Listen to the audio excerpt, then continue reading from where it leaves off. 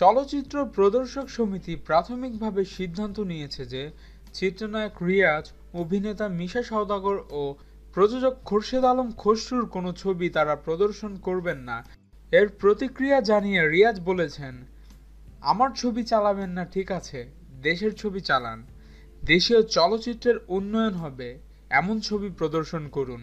11 জুলাই গণমাধ্যমে দেওয়া জরুরি বার্তায় প্রদর্শক সমিতির সভাপতি ইফতেখার উদ্দিন নওশাদ জানিয়েছেন, এখন থেকে চিত্রনায়ক রিয়াজ, অভিনেতা মিশা সওদাগর ও প্রযোজক খসরুর কোনো ছবি চালাবে না প্রদর্শক সমিতির সদস্য ও হল মালিকেরা।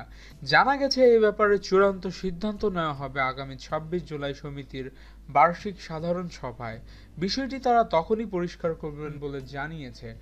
বয়কট হওয়া প্রসঙ্গে শিল্পী সমিতির নেতা রিয়াজ আমাদের আরও বলেন, আমার ছবি প্রদর্শন না করেও যদি দেশের স্বার্থ তারা রক্ষা করেন আমি কিছু মনে করব না। জানতে চাওয়া ব্যক্তি রিয়াজের উপর আক্রোশ কেন?